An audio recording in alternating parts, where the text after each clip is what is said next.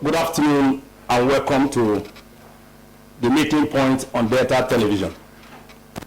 We have in our today's discussion a man who has paid his due in the political space and the economic space.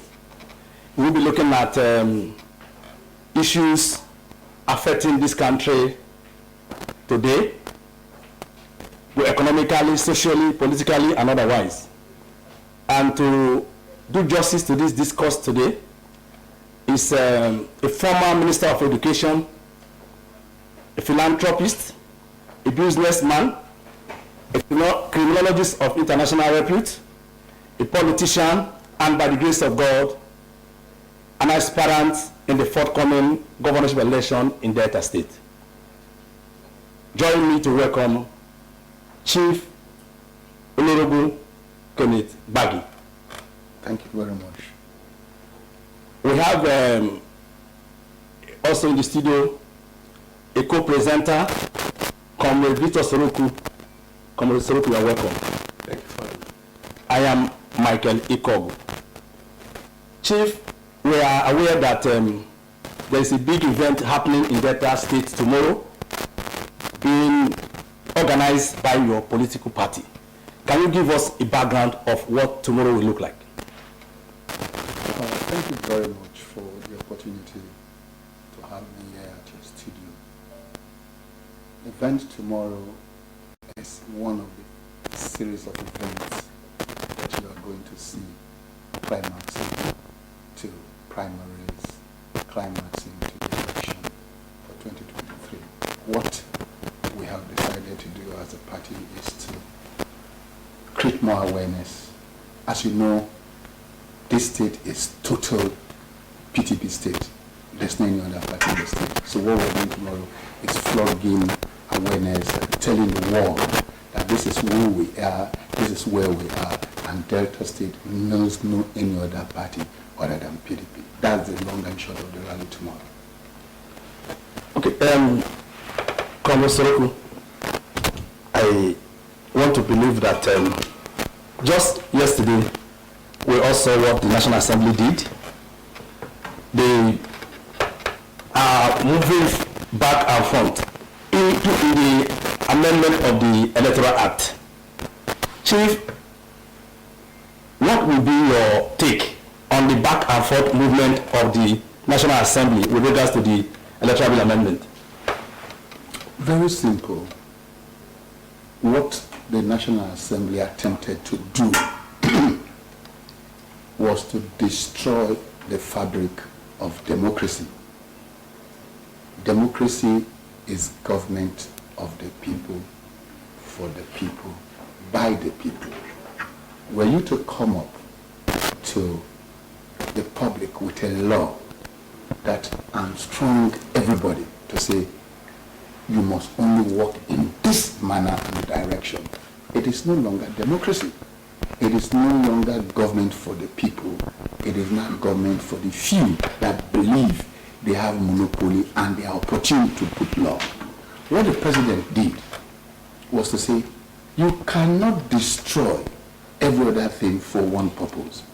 Give options. And the options was that the option of direct primaries is now there. The option of indirect primaries is not there. The option for a sole candidacy for the offices of governor, president, and what have you is not. So there are options to choose for, which of course is the basis of democracy. It's like everything in life. If you see, in those days we were suffering about telephone, what to carry telephone, we only have Nitel. Today we have options. You want to take MTN, you want to take Nano Glow or Nano Mobile. There are alternatives. So what has happened? The president has only demonstrated the fact that he's a Democrat and people should have choice of what they want to do. So they have done what is right now. And then I will tell you without a doubt that President will sign that to law any moment from now. So, Chief, you do not see anything that is good in that amendment that was proposed by the National Assembly? The previous one or this one?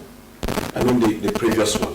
There was nothing good in the direct primaries proposal. The previous one was one to say you either eat eba every day till you die or no option. We don't want as politicians to break it into pieces. The direct primary is a clear arrangement for anarchy. That was where you were smashing votes, you don't know who was there, you don't know who is, because you see everybody, you can't identify them. People forging the card and membership of the party. There's a lot of things that is wrong with that whole system. But what it is now is that the options are there for you to take. Whether you want to direct to cause anarchy and gun shooting and gun carrying and all of that, whether you want indirect, where you have people who you know and they are registered to come and make a decision, the choice is yours. I mean, if that's what democracy is all about. Okay. I would like to know, sir, as a Democrat, and not just a Democrat, the Nigerian Democrat, do you believe in zoning of positions? You see, because of the way this country is structured, because of the way we are structured, the peace you are enjoying today in Delta State is as a result of zoning. If it's not that, people will get money from questionable sources and all of that and foist it on the people. So the zoning has brought us peace. The zoning has brought us understanding. The zoning has helped. Let me put it this way when we were coming up. We are children, plenty children of one father. When we want to eat, the man who is the senior man, if he divides the food, the eba or the rice, if he divides it, the man next to him is the one that chooses first, not the senior man. That is the way in itself. That is zoning. In itself, that is the way to do things. You cannot have one man do it all the time. It doesn't work. So zoning, by even our native arrangement, was part of our lives. So zoning is the solution, is the plan here for peace, is the only way we can coexist. If you take the zoning system that has played out in Delta State, it's simple analysis. Every senatorial zone to have a waiting time of 16 years. So as it is today, Central, where I'm from, has waited for 16 years because when Chief Ibori started, he finished. Chief will come to that. Okay. I'm aware you are a PDP current member and a founding member of PDP in Delta State. Okay. At the national level, people are agitating that a particular zone should produce the next president. As a true Nigerian who believes in zoning, which zone do you think should produce the next president of your party? Put it very simply. We from South, we belong to a bloc. The North. You see, the way this zoning thing is done at the national level, if you are involved, it is North versus South. It is North versus South. The North has done its 8 years. If they want peace, they want to coexist, they want us to live together, the presidency must by right now come to the South, for the South to do their 8 years, and it now goes back to the North. That is what will work. That is what was the understanding. That was the agreement. Anybody to think otherwise is creating room for destruction. And you know, when you take things by force, out of alignment, it doesn't work very well. So the zoning now, which is South, North, and when I say South, all south of Nigeria is one block. All north of Nigeria is another block. The North have taken their turn. It's now coming to the South. Okay, but Chief, beyond the North-South dichotomy of the country, we have 6 regions. Now, do you not envisage a zoning arrangement that is micro-zoned? We have 3 zones in the North, 3 in the South. If you are truly an apostle of zoning, can it not be micro-zoned even when it's coming to the South? Now, you see, the way it works is this. It's coming back to the South now. That is the only way there can be peace in Nigeria. Now, having said so, Having brought it, we have now lobbied, all our governors have said it's now the turn of the South. It has come to the South. Then among us in the South, we now come together to say, you have had this, you have had this, you have had this. Then we take it to that area that has not had it, or had it and did not finish its tenure. It's a process. We will have to decide that. For instance, how many times the people from the Southwest have ruled? How many times the people from the South have ruled? How many years? How many the other people? So these are all what we need to put into account and consideration to find where it comes to. Well, the president Nigerians are expecting should be a president that will be able to fix the economy and ensure that Nigeria bounces back to her position of being the giant of Africa. Chief, if you are asked to recommend, what will you recommend for your party, the kind of president Nigeria should produce in 2020? You see, put it this way, we must go to a system where your past represent and present you for the present and the future. You do not have, that was the problem we had. I was in the cabinet, I was the Minister of the Federal Republic of Nigeria. If you remember, we took the economy from nothing to where we're back number one in the whole of Africa. We are number one or number two in the world and all of that. We fixed the economy. We had a system, we had people who we put together to say we want to achieve, and we opened up the economy. You now see what a wrong choice of governance or government or persons to govern your country can do to you the damage in 8 years. You have seen what the APC government has done to us. It has turned us to pre-independence, if not worse. You can see that today we cannot eat properly. You can see children are divorcing their father, wives are divorcing their... Everything had turned upside down within 6 years. That is to tell you the implication of not taking a wrong person to run your country. The country has been fragmented. There is religious strife, there is hunger, there is diseases. Everything had collapsed. This is not the same government we left. For instance, when I left as minister, dollar was 149. When President Jonathan left the government, dollar was still less than 200. Today, dollar is hitting 600. If you see what common swan water today has gone crazy. Rice had gone, Gary has gone. So 6 years, even one day in office of somebody who is not normal, like Minister Mentua told us in his country.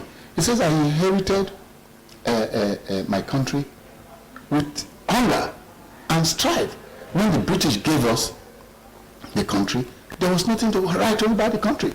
But today, Singapore is one of the biggest countries to be reckoned with in the world. With no water, with no sun, with nothing. You can turn it around if you understand it. What we have suffered is that Nigeria, the psychic of Nigerians were played on, as a result of which we got it wrong. That's what the price we are all paying today. Okay, so your principal, when you were minister, is being rumored to come back on the same saddle.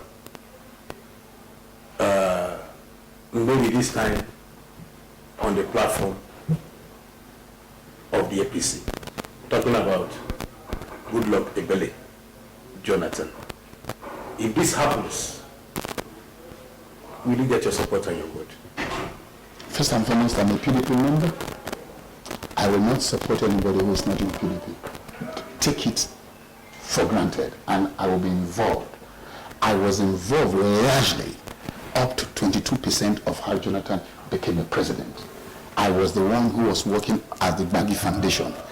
And take it from me, that is a deceit. If Jonathan falls for that doodle, the consequences are his to bear. I don't believe that's the best way for him to go. He has nothing to lose today, having made the name he has made and handed over considered defeat. I don't think that is, are you going to kill all the people in APC for him to emerge? It's not possible. Yeah. So I don't want to go into that. I don't want to discuss Jonathan as my former boss. The choice is for him to make. What is he looking for? He has himself and destiny to stare. But that plot to say, come to take APC, the day he says he has joined APC, you will see that I told you what I'm telling you. As a renowned criminologist, what ways do you think the federal government should handle the insecurity situation in the country, especially with the different zones of the country forming different internal security outfits? Between you and I, you will agree that all this never happened before now. It is this same situation as between 2015 and now that you now have the kind of unfortunate situation that had plagued the country security-wise. We had some pockets of issues. People who were crying then that Jonathan was not doing well and the country was in trouble. Today, they are realizing that Jonathan was far and mileage ahead in trying to run a country than what we have today. You have all the service chiefs, for instance, from one zone, from one part of the world. So, for instance, put it, if you have the chief of army, the chief of army is just one person. You have thousands of other boys in the echelon of that arrangement. They know that the man you have put in is not better than them, and you are saying they should work with the man. You're not going to get anything right. So I believe, number one, let the president go back and devolve security to ground level. You cannot have one man from Oginibo going to be policeman in Sokoto and you expect him to do well. He will spend 3 years trying to learn the language. He knows nothing to do. If you go back to community policing as it is, as it ought to be, everybody should take his destiny to his hand. I know you, you know me. I know you from the community. The way security has been structured in Nigeria today is an embarrassment. No country has done it and succeeded, and we can never, for as long as we place lip service to security, we will continue to have the problem we're having now, unless they bring the experts. I'm a criminologist. I know if the federal government is ready and they want to exterminate this whole situation, we'll give them a blueprint. And if they play with the blueprint, I give you 3 months, this matter will be out of the place.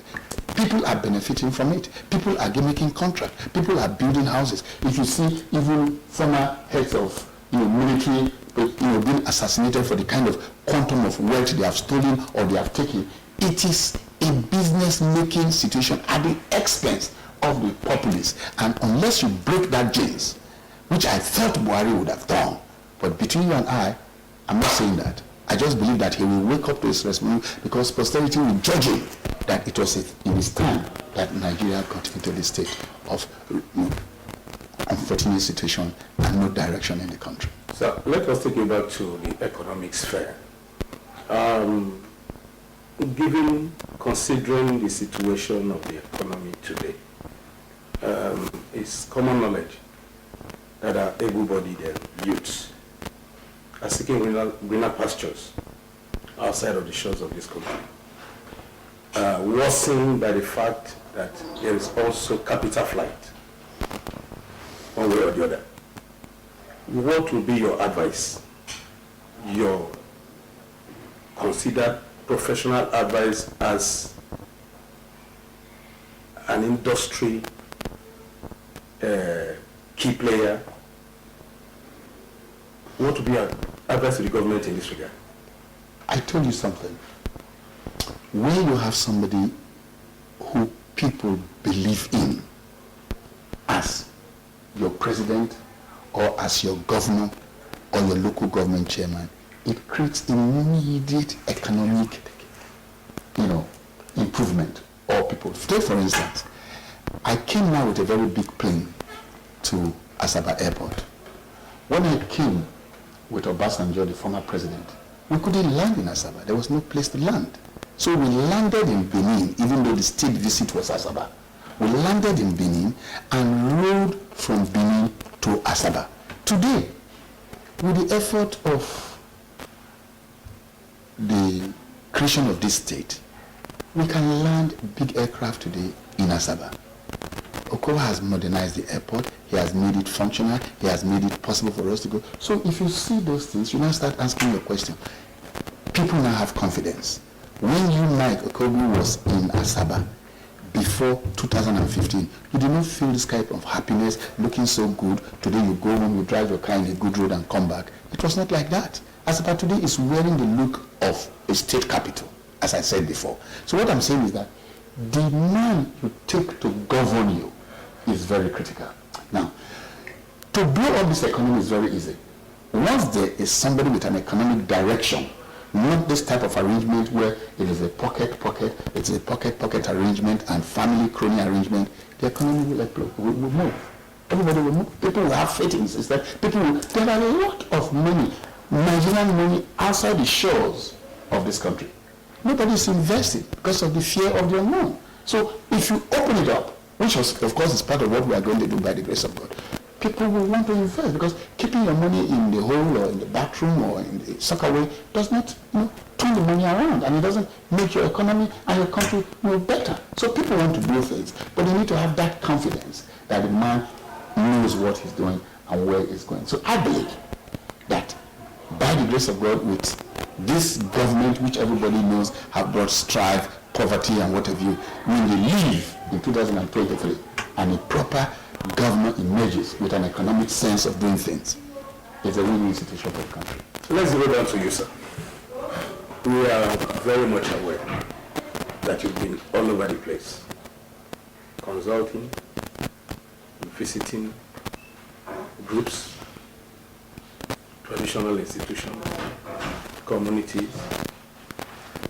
What informed your decision to begin to go about the nook and crannies of Delta, meeting people?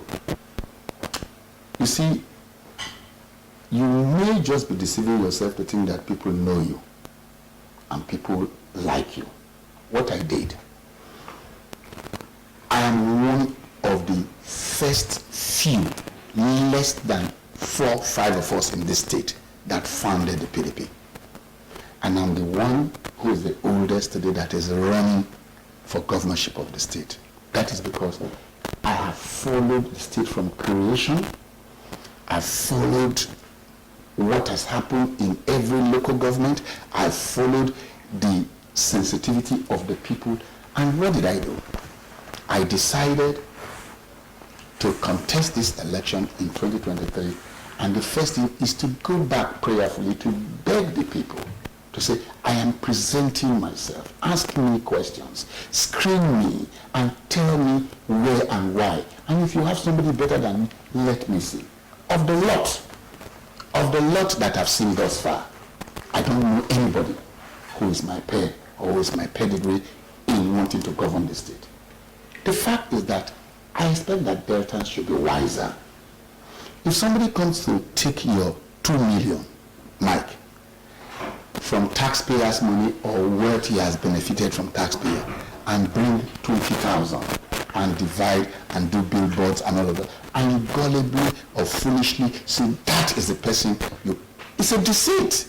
That's why we don't get anything right. Every money I'm spending today is money that I've labored for in my life. I've never seen any largesse from any government in the world. So the question is that, having passed through that mill, I know precisely what will turn Delta around. God, who made me a Deltan, did not make a mistake. And I believe that given the opportunity, I will turn the situation, particularly more so the industry leg of it, the employment leg of it, the removal of my youths from the street. If that is all I will do before I die, I know I have changed it, that I have left it a better place than I met it. That is my basis.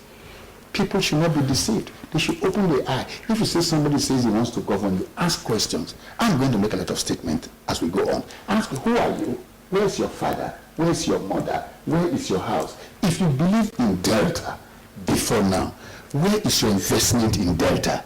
What have you done to create employment here? I have engaged over 6,000 youths every day in this town, in this state, for instance. And of course, they are usually looking for having source of income to eat. I'm not just coming to say I want to govern them, because I know what I can do differently. I'm an entrepreneur, I'm an investor, I have industry. I know I can change it around. So don't be carried away. Don't be deceived, Deltans. I'm saying anybody who wants to govern you, ask him. None of them who is in the saddle now is less than 48 years. What have you invested in this? Do you believe in this state? If you believe in this state, show us what you have done on the ground. Okay, sir. As a founding member of the People's Democratic Party in Delta State, can you tell us the succession plan that your party have since 1999? It's very simple. Chief Justice Gbagi, as you know, and myself and Professor Nyemari from Central, technically, we from Central were the ones who started the race. We were the ones who went for primary, so to say. We were the ones who did a campaign, you know. And put it this way, we knew our various strengths. Even then, I was not prepared to run for governorship. But we knew our various strengths. Chief Tulanene did a magic, he did a miracle. And put it this way, let history be judged. Chief Gbagi became the governor of the state. And as you know very well, there were no agitations from either south or north of the party. So it was more or less, 99%. I mean, you have skirmishes of people who want to make one statement or the other, but it was a central affair. When it finished, the arrangement would have been not, because one of the closest ally and lackey of Chief Justice Gbagi at that time was this governor. So the plan would have been, it moved from there to north. But for whatever happened, Chief James Gbagi favored his cousin, his senior brother, cousin, Imai Odwanga. And in this same state called Delta, he left Chief James Gbagi to Dr. Emmanuel Odwanga of their same blood, same family, same everything. Heavens did not fall. Nothing happened. It's the same power Gbagi has. What you are saying now is the succession plan. No, that's what I'm calling. I'm doing that. Now, that was how Chief Odwanga became governor. When he left Chief Odwanga, obviously the next zone was the north. So he came. Having not done a full circle, Britain does not have any written law, but they are governed by a process. We as a people haven't practiced 8 years, and another 8 years. That is 24 years. Is that correct? Now, 24 years in the life cycle of a people would have formed a bedrock of how the people want to live by choice. Now, having now done that, it is now part and parcel of our plan as a people. The highest organ-making body in this state today in PDP is the caucus. We have a caucus meeting today. The caucus recognized the fact that zoning is the way to do things. The caucus recognized and ratified that zoning has worked for us as a people, and as such we are going to pursue the zoning arrangement of our party in the state. Everybody was there. So to me, the zoning system is senatorially based. And that is what we are practicing. We have done it for 24 years. We are now moving. Every zone has waited for 16 years. Delta Central being the oldest zone, so the first zone has not done it 16 years. Now, you see, because it went to South, South is now doing, they've done 8 years. Are you with me now? Then they will finish. By the time Central finishes now, South would have done 16 years. By the time it moves to South, when South is finishing, North would have done 16 years. So it's a circle of 16 years, and nobody can break that circle. Okay, still talking about zoning in the state succession arrangement. Just like we mirrored what is happening at the center, bringing it down to the state. Conceding to your argument, sir, that the zoning should come back to central.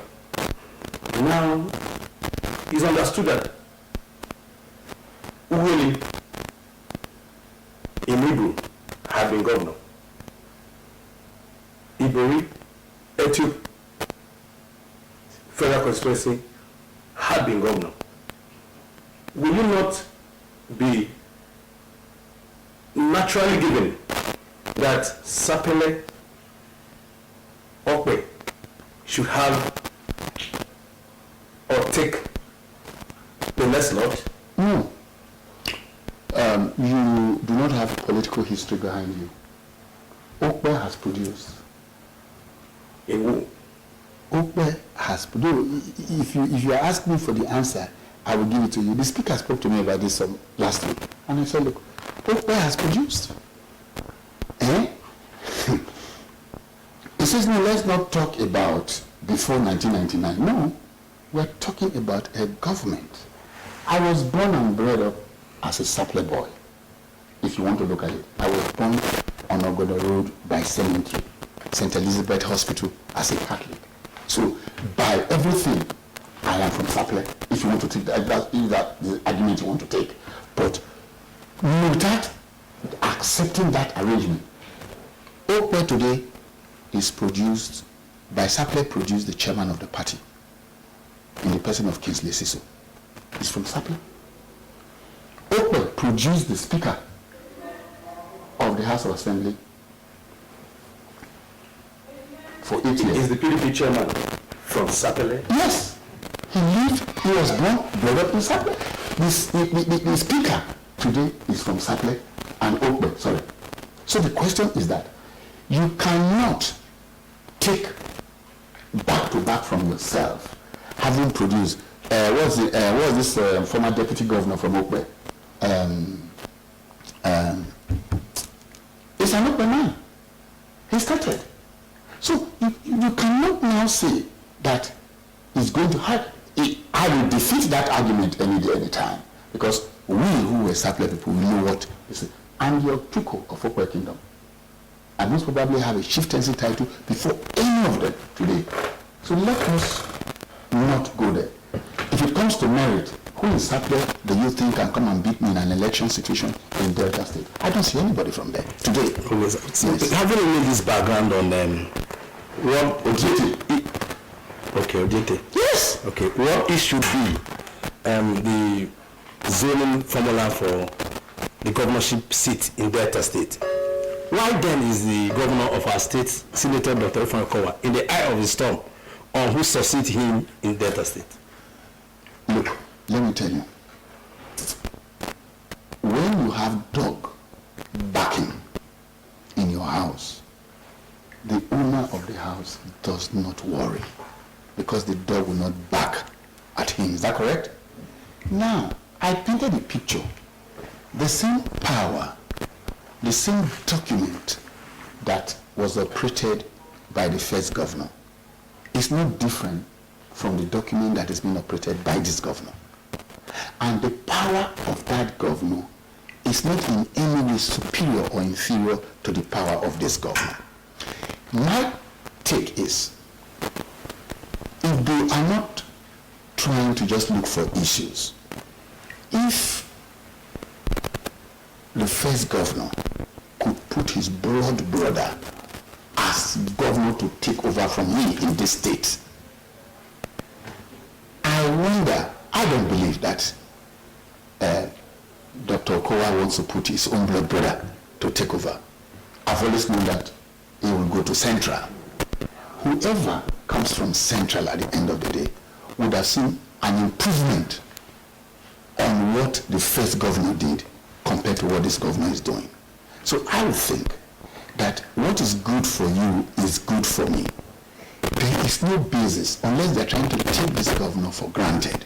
And this governor, I mean, is very unassuming. You think that he understands politics most probably stronger and better than most of us all in the state. So what I'm saying to you is that I believe all of those people trying to create storm, trying to create situations between, there's no such thing. Okowa is resolute, is defined, he knows where he wants to go, and this is the product and the benefit of a man with character. That's all I see. So I want to ask you, peradventure, at the end of the day, we have data central, what we call now DC23. Peradventure, they come out with a position that didn't favorably accept it. First and foremost, you went to school, Mike, in your class, when you went to primary school, secondary school, and university, you know the people that are better than you, either in mathematics or in English or algebra or statistics, as we all went to school to read. You know everybody in the class, and we've been having a result. I'm saying that I do not see anybody. And let us face the public. In fact, I'm surprised that people have not called for a debate. There are some of us who cannot speak good English. I'm surprised you're not calling for a debate, because you say somebody wants to rule you, you should be proud of the man you want to come as your governor. So there is no way. The statistics, Deltans will cry to see the statistics. There will be upheaval, there will be problem for people to say, where is the statistics, where is the basis of these people for which you have come up with this result? People are going to ask questions. Inevitably, it's going to be solved. And then once you take a wrong step, then the whole thing will explode. There will be problem in the state, because the people I've gone to write exam with, obviously, are not my peers. I rose to become a minister in this country by dint of hard work. I created 13 universities within less than a year in this country. I created secondary schools. The question is that, what have you done? I'm an investor that have created employment for the youth. I know I can emancipate the youth and put them on a course of success story. What do they have to offer? If they have anything to offer, they would have offered it long before today. Yeah, I think it's on that note, sir, that I want to follow up on that question. Yes. Now, is it about the party platform or about your aspiration? Which comes first?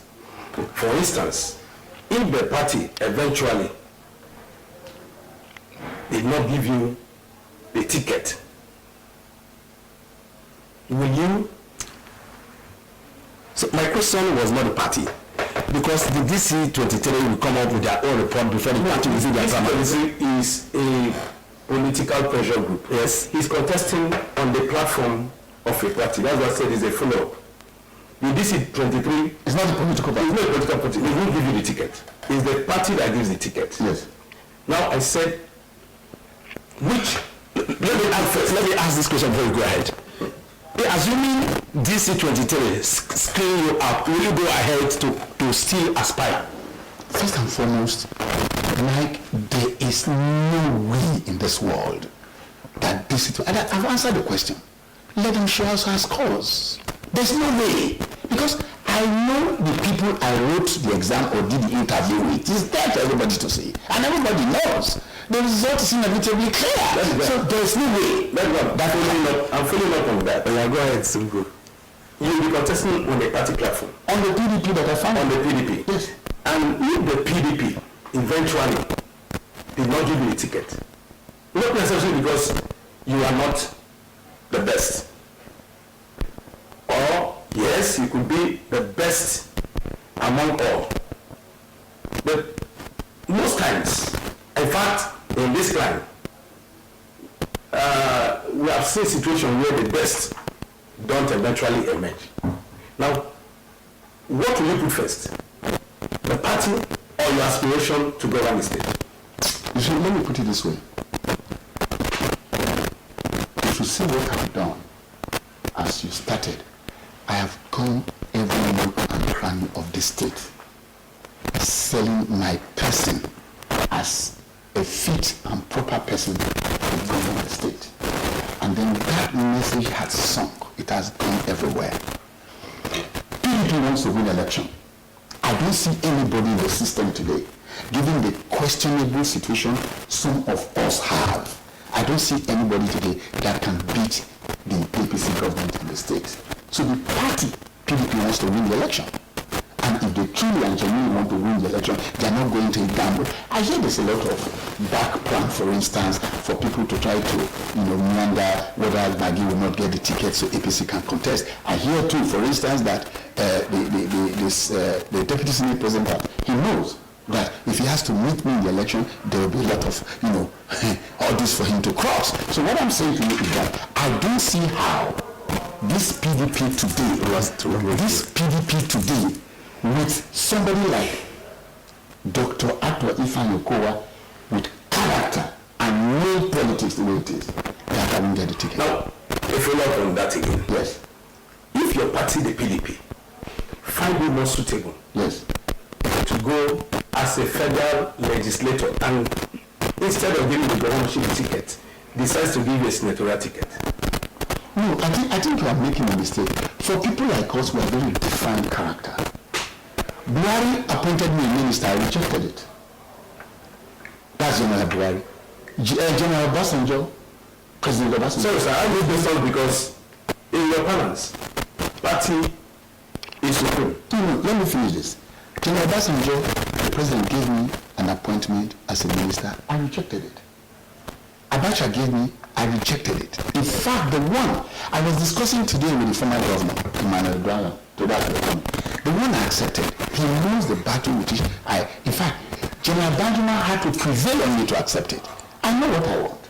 I know I can change the narrative of my state. So it's not somebody to wake up and say he's giving me a ticket. This is a destiny that I've charted. I will take it to the logical conclusion and I will govern Delta State from 2023 by the grace of God. Chief, I want to ask this question because some residents of Warri have an opinion about you. And I know that recently there was an issue that came up in your hotel where the case went to court. Later on, we learned that the case has been either thrown out or been... No, the case was judged on its merit. Okay. And the judgment was issued. The question here is that they say you don't pay salary to your workers. What will you say about this, sir? When I came to this studio the last time, I promised a 10 million immediate payment. I give you that assignment, if you can produce one person that it was my staff and was not paid salary. I don't want to beg these issues. And a young man who wanted to contest the election, who thought the only way he could succeed in the election was to smear my character. God has vindicated me. God has disgraced him. This was they wanted 6 billion. They felt, they see a rich man, they want to go dig and all of that. So these are all nonsense. You recall, in the election before now, they said I have a lion in my house, I have a snake in my house, all just to smear my character. So we've passed that level. And I'm saying, let them come with any facts. And as a lawyer, I will not do anything knowingly or wrongly. But if they have one, let them come. There's nobody who has worked for me in this world that I owe salary. And if I see one, I would like to pay him 10 million with apologies. There's nothing like that. Okay, thank you very much. We want to open the line for callers and viewers to participate in this program. Yes, please. The number to call is 0901 053 7194. The number again is 0901 053 7194. The line is open now. You can call in to make your contribution, ask your question, and participate in this program. Chief, while you are waiting for callers to call, going forward, can you tell us some ideas you want to bring on board? God giving you the position to become the governor of Delta State. Delta State today, as you know, has infrastructurally improved tremendously, which means we now have good roads, we now have our hospitals, that testing. But what I have, I'm a business entrepreneur expert, is to turn the situation local government by local government with their best resources, which God has given to every local government in the state, turn it around to make it an industrial hub. That's what I want to do. We missed that call. So, Sorokwu, you have a question for me now? Yes. Olorogun, I would like to know age. Do you see age as a barrier, or do you see age as a consideration in elective positions? If you ask me, it will not matter provided you have soundness of mind. What is important? I was talking to a general 2 days ago. Hello, good afternoon. Hi. Good afternoon, your name and where you are calling from. So, it doesn't really come to play. The question is that I'm sure you're not referring to me with regards to age, because I'm sure I'm not asking you. if you are not careful, you'll be surprised that you're either older. So that will not pay. It is the maturity, the soundness of mind, and what you have to offer to turn situations around for the good and greatness of your people. On a serious note, when do you think a politician should quit the stage for the next generation to take over? Politicians that have served elective posts, that they've gotten it right, what are they looking for? Good afternoon. First, your name and your location. And Good afternoon. Yes. My name is Shady. I'm telling you that. Okay, go ahead. Yes, I'm the Olorogun Kenneth Gbagi. I wanted to, I'm very astonished with this talk about the elective aspect of minister. I want something from him, sir. Yeah, I wish to become the governor. I wish to be the governor. I want you to tell us categorically as you are going now that you can tell that place that you are to be in DSTV. But you want to see people as you are correcting the program there. I know like that. between you and I spoke to the GM this afternoon. And I've said there's going to be a tsunami with regards to Delta Television. We must understand our people must have sense of duty, responsibility, and ability to turn situations around. At this age, since we started, I was here when Ato Easy was giving the contract for the mast for Delta Television in the military era. If we had structured things the way we ought to do, by today we would have been far. We were better than Lagos, if you recall, in all ramifications of that word. Delta State was better. What was today Delta State was better. So if you ask me, I believe there's a whole lot of work to do. What I'm doing now is putting my plans in place as to how I can leave my footprint on the sound of time. And by the grace of God, ask me this 1 year after my swearing as governor, you will see what I've done. I will meet the people and present my certificate and what I've been able to achieve. Good afternoon, your name and location. Go ahead. Actually, I want to thank my honorable. Tell us your name and your location, sir. Are you there? We lost it. Sorokwu. I would like you to do an assessment of the Okowa administration. How would you score the governor? You see, first and foremost, let us be honest to ourselves. If you give 3 of your children, Chief, let's take this call. Hello, good afternoon. Your name and location. All right, good afternoon. My name is Pablo. I'm calling from Asaba. Kafo, go ahead. Okay. First of all, let me thank Chief Gbagi for his confidence and robust statement. All he has said, I think I want to subscribe to it. But there is feeling so hard that Chief Gbagi is very harsh and very tough. And that is my fear for it. I have been worried, and I know what he has done in worry as an investor. And if he brings out of it, it will be very good. But his relationship with people, personal relationship, social relationship, corporate relationship, is my concern. Because recently, I cannot use a teaching person in it, and I think I'm liking this activity. But when I speak about him, we always talk of his personal relationship with people. I try to convince people, discipline people for them. I think it's something they have to tell us about. Like those lions, the stars, other things like that. People are scared. There was a time I wanted to use this hotel in Mary. They told me I shouldn't go there, that I may not come out alive. So these are some of the things I really wish him to clarify. His personal relationship, when he becomes a handle the situation? Will it be accessible?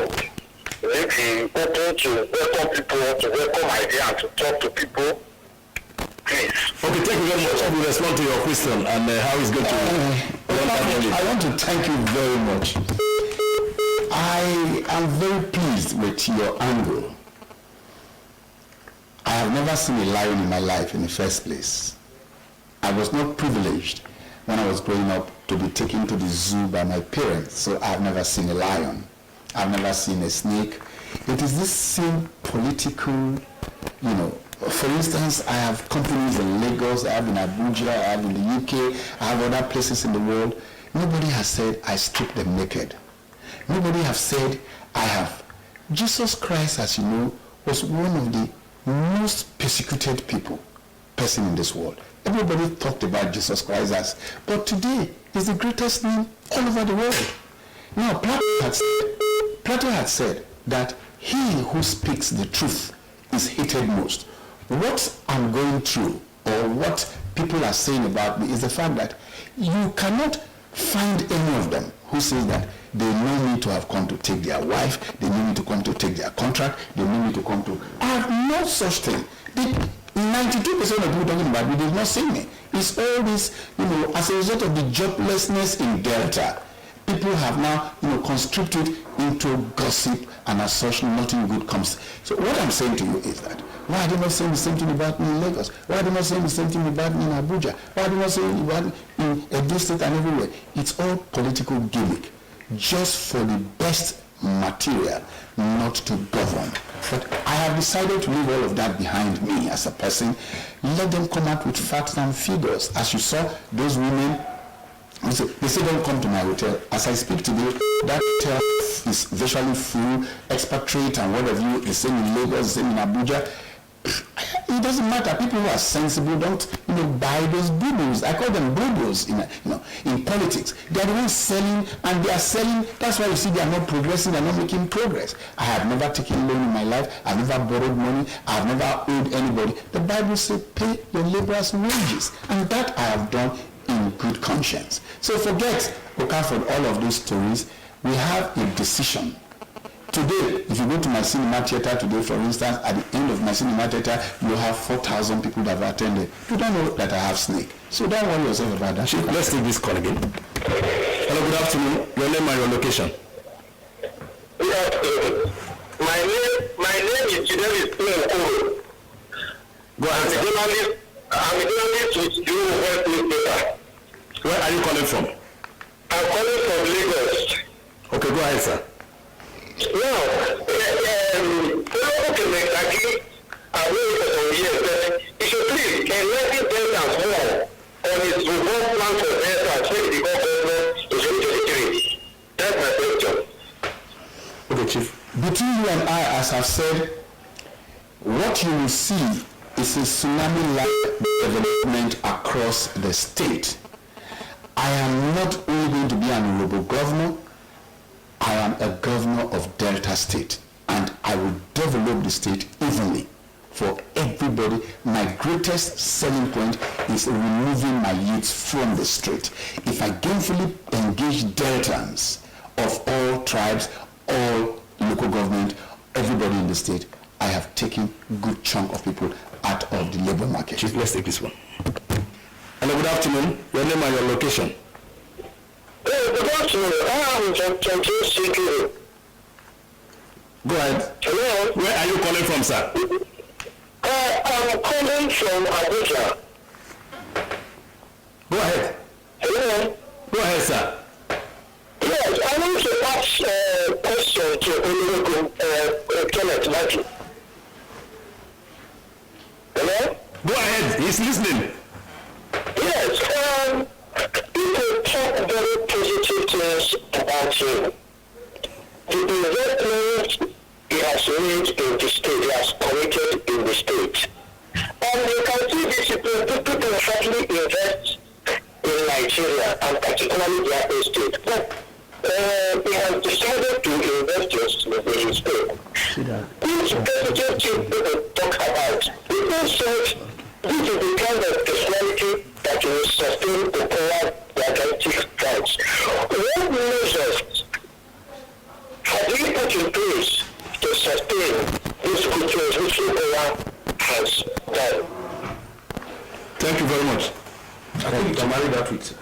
ask your assessment of this administration.